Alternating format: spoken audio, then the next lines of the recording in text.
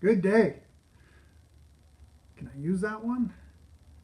It's been a long time. I don't know.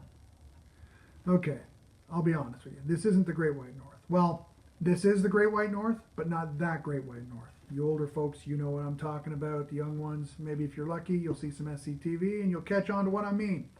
Anyways, what I'm here to talk about today is I'd like to talk about the reason I'm doing this. And that reason is very simple.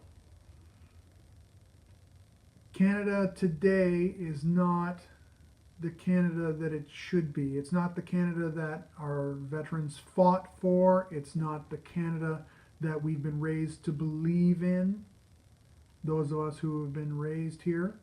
It's not the Canada that it should be, because they're telling us that it's a free country. They're telling us that it's such a great, fabulous land of freedom, but the reality is it's not.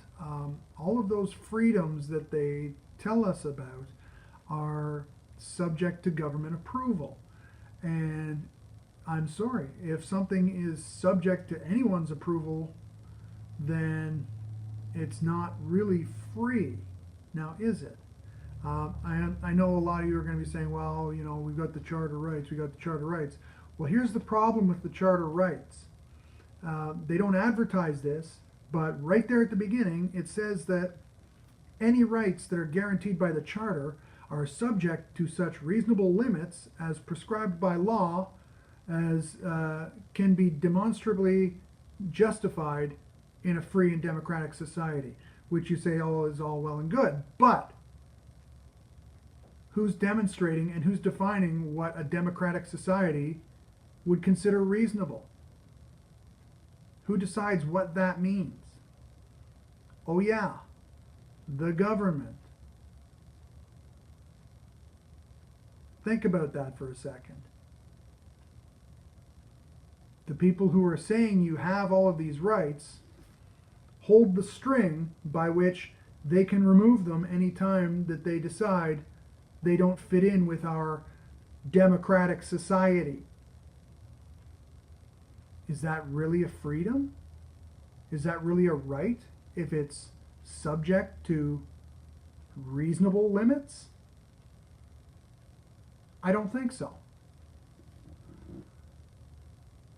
And further along in the Charter of Rights, it guarantees you have the right to life and security of the person and to defend that, but your right to life and security of your person, your body, is can be taken from you in accordance with the principles of fundamental justice. Now, whose fundamentals are we talking about here?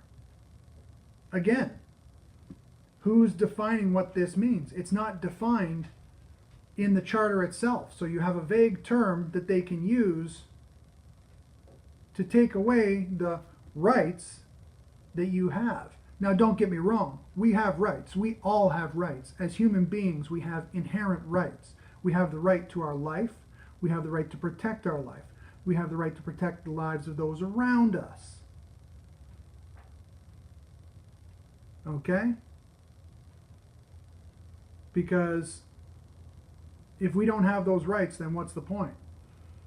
Now, rights are not something that a piece of paper guarantees you. Rights are not something that can be taken away on a whim by someone else. But the problem is, rights are only as good as your willingness to stand up for them. And that is something that is not being encouraged by the people in charge. That is something that is not being taught to our younger generation. And it's something that there's not a lot of understanding about. So, really, excuse me just one second here. I'm getting a little dry.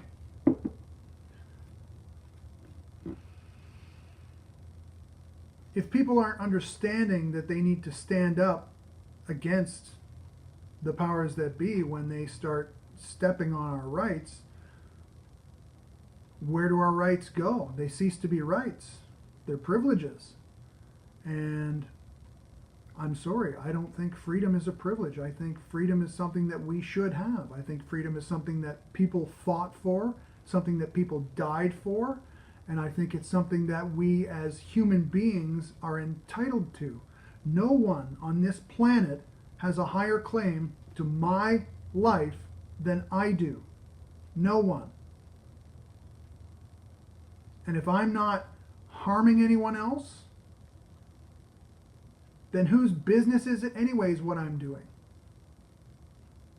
It's nobody's. And that's freedom. Now I understand people are going to say without society, without blah, blah, blah, things are going to break down, things are going to get awful. Well, maybe, maybe not. We don't know, because there's never really been a completely free society on this planet. There's always been someone in control. So we can't say for sure, but I can tell you one thing. All those fear tactics they're using to discuss complete freedom, who's feeding us that information? Well, it would be the people who are in charge, the people who stand to lose under that system. They're the ones who are telling us that it's going to be totally awful. So, conflict of interest? Maybe? I don't know. Anyways, this is just kind of a snippet of the sorts of things I'm going to talk about going forward. I have issues with our style of government. I have issues with all sorts of things. I just think that we, as a people, not even just Canada, I think people around the world, we should be working towards freedom, because it's not right in this day and age that certain class of people are elevated above others based on an arbitrary position that they've set up for themselves to put themselves in charge of everyone else. It's not right. And we as a species, we have the intelligence, we have the capability to direct our own lives. They have freedom. Why can't we? We're all entitled to it. That's what they keep telling us. That's the lie they keep feeding us, that we're free when we're really not. And it needs to stop. Either we're free or we're not. So, more to come, guys. If this sounds like something you might be interested in, you can hit the subscribe, hit the bell notification thing, share it with your friends, whatever. That would be great. Until next time, right on, Canada.